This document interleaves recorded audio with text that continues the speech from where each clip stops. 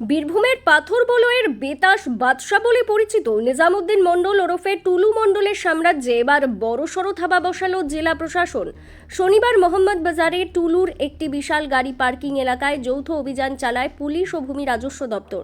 প্রশাসন সূত্রে খবর, মোহাম্মদ বাজারের এই পার্কিং এলাকাটিকে মূলত লরি রাখার জায়গা হিসেবে দেখানো হলেও তার আড়ালেই চলছিল বেআইনি বালির রমরমা কারবার।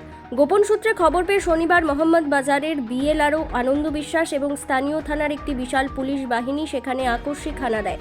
এলাকাটি পরিমাপ করে দেখা যায় সেখানে প্রায় 3,13,000 CFT অবৈধ বালি লুকিয়ে রাখা হয়েছিল। এই বিপুল পরিমাণ অবৈধ বালি জব্দের পর শনিবার সন্ধ্যায় মোহাম্মদ বাজার থানায় একটি লিখিত অভিযোগ দায়ের করলেন বিএলআরও আনন্দ বিশ্বাস। তিনি স্পষ্ট জানান যে সম্পূর্ণ বেআইনিভাবে বিপুল পরিমাণ বালি মজুত করা হয়েছিল এবং আইন অনুযায়ী অপরাধীদের বিরুদ্ধে কঠোর পদক্ষেপ করা হবে। একই সঙ্গে মাফিয়ারা যাতে রাতারাতি এই বালির স্তূপ সরিয়ে প্রমাণ লোপাট করতে না পারে তার জন্য ওই পার্কিং এলাকায় 24 ঘন্টা পুলিশ মোতায়েনের ব্যবস্থা করা হয়েছে।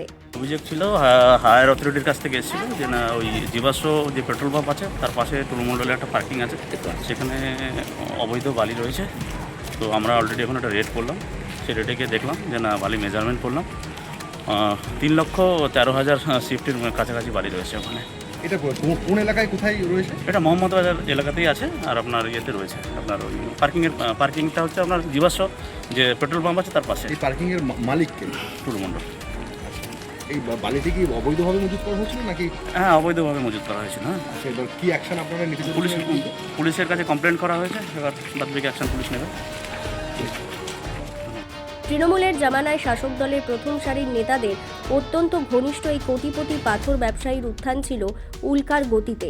সাধারণ একজন পাথর সরবরাহের কারবারি থেকে রাজনৈতিক প্রভাব ও আশীর্বাদের ভরসায় দ্রুত কোটি কোটি টাকার মালিক বনে যান তিনি। বীরভূমের পাথর খাদান এবং চেকগেটগুলির অলিখিত নিয়ন্ত্রক হয়ে ওঠেন এই টুলু। ইতিপূর্বে তার বিপুল বেনামি সম্পত্তির খোঁজে ইডি এবং সিবিআই তল্লাশি চালালেও পরবর্তীতে সেই তদন্তের গতি থিতিয়ে যায়। তবে কেন্দ্রীয় এজেন্সির পর এবার সরাসরি রাজ্য প্রশাসনের এই আকস্মিক অভিযানে টুলুর সাম্রাজ্যে বড়সড় ফাটল ধরল বলেই মনে করছে ওয়াকিবহাল মহল। এখন দেখার এই ঘটনার পর পুলিশ প্রশাসন টুলু মণ্ডলের বিরুদ্ধে শেষ পর্যন্ত কি আইনি পদক্ষেপ গ্রহণ করে।